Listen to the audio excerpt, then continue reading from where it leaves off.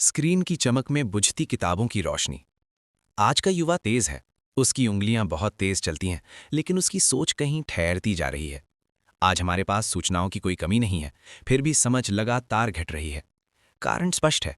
आज ज्ञान किताबों से नहीं, व्हाट्सएप फॉरवर्ड्स और सतही डिजिटल स्रोतों से लिया जा रहा है। एक समय था जब किताबें हमारे जीवन की साथी हुआ करती थीं।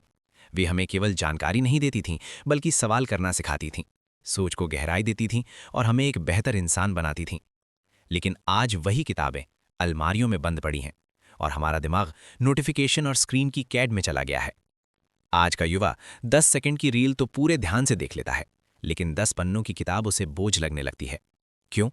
क्योंकि किताब हमें सोचने पर मजबूर करती है और मोबाइल हमें सोचने से बचाता है। आज व्हाट्सएप यूनिवर्सिटी से पढ़ा हुआ युवा हर विषय पर राय तो रखता है, लेकिन किसी भी विषय की गहराई में नहीं जाता। अधूरी जानकारी, आधे सच और पूरे आत्मविश्वास के साथ गलत बातों को फैलाना, यही आज हमारे बौद्धिक स्तर की पहचान बनती जा रही है।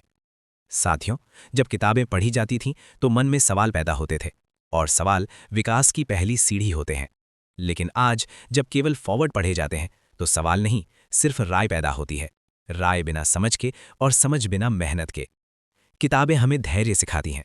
वे चुप रहकर सोचने की आदत डालती हैं, जबकि स्क्रीन लगातार शोर करती रहती है। और याद रखिए, जहां शोर होता है वहां विचार धीरे धीरे मर जाते हैं। आज मानसिक चिंतन इसलिए घट रहा है क्योंकि हम हर सवाल का जवाब गूगल से पूछ लेते हैं, लेकिन खुद से सवाल करना भूलते जा रहे हैं।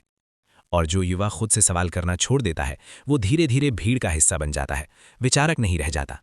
इसलिए ये बात गांठ बांध लीजिए, किताबें हमें ये नहीं बताती कि क्या सोचना है, वे हमें ये सिखाती हैं कि कैसे सोचना है।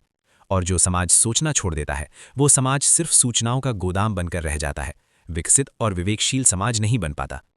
अंत में मैं यही कहना चाहूंगा, अगर हमें सच में मजबूत, संवेदनशील और विवेकशील युवा चाहिए, तो हमें स्क्रीन से नज़र हटाकर फिर से किताबों से रिश्ता जोड़ना होगा।